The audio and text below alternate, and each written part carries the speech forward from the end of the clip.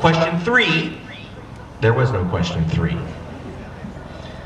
But the New York Times did publish their investigation the very next day on page 1. It said, internet theories of Bush loss spread by blogs, easily debunked.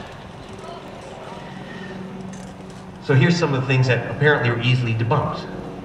I told you about half those missing ballots were spoiled. The other half were rejected provisional ballots or rejected absentee ballots. Provisional ballots is something new, right? Some of you may know me from a story I did years ago, and I talked about 3 years ago at Bobfest, which is that just before the presidential election of 2000, Katherine Harris and Jeb Bush knocked off tens of thousands of black voters off the voter rolls, right? Because they were felons, they were criminals. I mean, their only crime is voting while black, but that's insignificant. But the Congressional Black Caucus, after they read my report, was very unhappy. So they demanded a national law which would give the right to every voter who shows up and finds their name scrubbed off the voter rolls wrongly, that they get a ballot, a provisional ballot, and it'll be reviewed. If they're a legal voter, their vote counts. And so our president, by the way, signed it into law, the Help America Vote Act. Now, when George Bush tells us he's going to help us vote, so, in fact, 3 million people were given provisional ballots, and 1,090,000 were never counted. See, the Help America Vote Act gave every American the right to cast a ballot, but had no provision to have those ballots counted.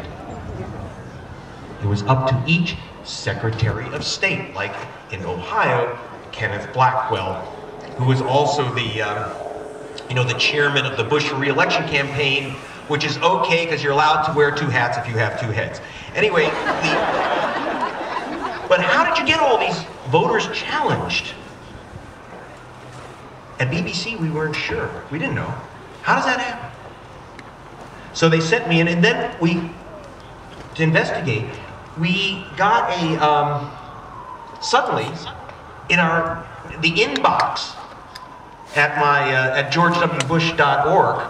See, what happens, for 35 bucks you can get a domain name, and we work with a group that owned georgewbush.org. The top guys in the Republican Party sent each other email messages at georgewbush.com. And one of them made a mistake and put georgewbush.org, and 50 of their emails just went into our... I have to say that an NPR, the National Petroleum Radio interviewer, said to me, "We don't do that at NPR." And I said, "I know. We do." But what was on what were these emails? They were attached to lists. It's hard to see, as you can see in the book, but attached to these lists were lists of voters, names of voters. Thousands, tens of thousands. There were about 70,000 in just one state. So we took our BBC camera crew to the Republican headquarters. First in Washington, they slammed door in our face, went to Florida. And we went, so we asked the Republican, the chief of the Republican Party, who said, "Did you lose something?" I said, "Oh!" I said, "Who are these people?" And they said, "Oh, that's a list of donors." Okay, we had an entire sheet of names from the Jacksonville State Street Rescue Mission for the Homeless. A lot of Bush Cheney. They're grateful for living outdoors. What?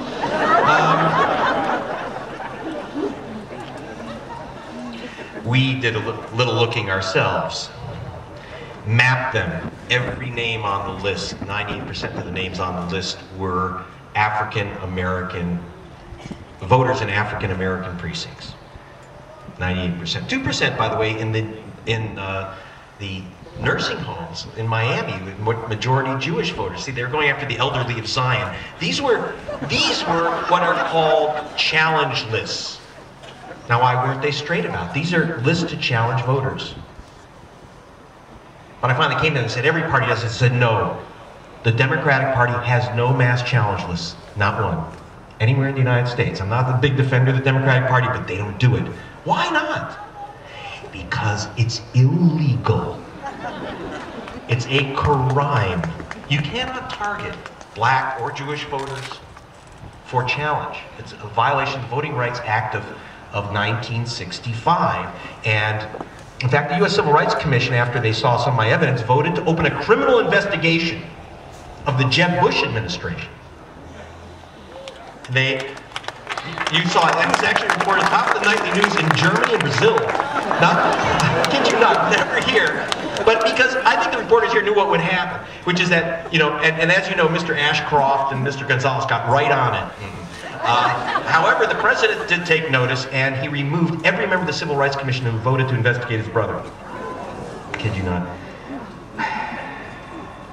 So who were these guys being challenged? What was the basis of the challenge? The Republican Party said, well, finally, their final defense to us was, oh, these are suspect voters. What do you mean suspect voters? I said, their addresses are suspect. Okay. I'm showing you one sheet. Every single address, here's the suspect address. Naval Air Station, Jacksonville. Naval Air Station, Jacksonville. Naval Air Station, Naval Air Station, Naval Air Station, Naval Air Station. A very suspect address. What they did was they sent first-class letters to black soldiers, sailors, and airmen. Marked, do not forward. These guys have been sent overseas. We talked to one, Randy, the family of one, Randy Prowse. His wife said, he's been shipped out. So his letter went to his house, was not forwarded, went back to Republican National Committee, and they used that to challenge his vote and tens of thousands of other African American soldiers who were sent overseas by the president. So that when they sent in their absentee ballot, the ballot would be thrown out. And they wouldn't even know it. Go to Baghdad, lose your vote.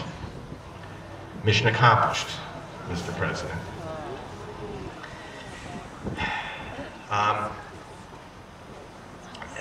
Well, as long as I'm a conspiracy nut, let's go further. Because I know that many of you join me. There are conspiracy cranks and kooks out there who think that George Bush had some type of secret plan to grab the oil fields of Iraq before the tanks even rolled. That's not true. He had two plans, and at BBC we got both of them. You can get all the stuff in the book in our pen. And now, one of the plans, well, I guess I should be very careful because it says here, maintain contents confidential, not to be reproduced, not for public disclosure, so pretend I'm not showing this to you. How are we getting the orange suit fitted? This is a document for controlling the oil fields of Iraq. That's one page of a 323-page document that the U.S. State Department, Defense Department, White House told us in writing at BBC did not exist. Okay? Of course, we got a copy.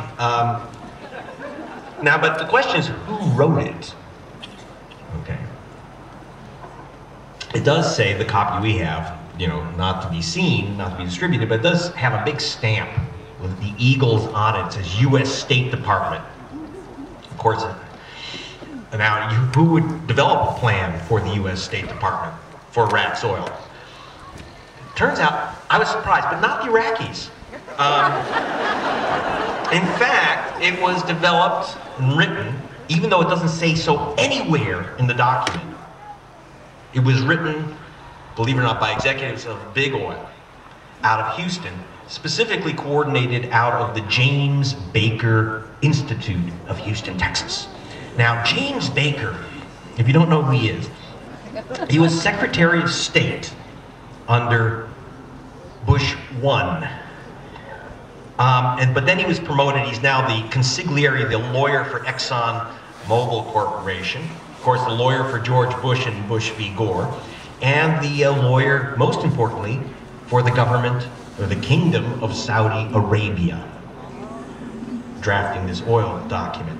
And by the way, even though he is on the payroll of both Exxon and the foreign government, Saudi Arabia, he has an office at 1600 Pennsylvania Avenue. I kid you not, 1600 Pennsylvania Avenue. Even Cheney's bunker ain't at 1600, right?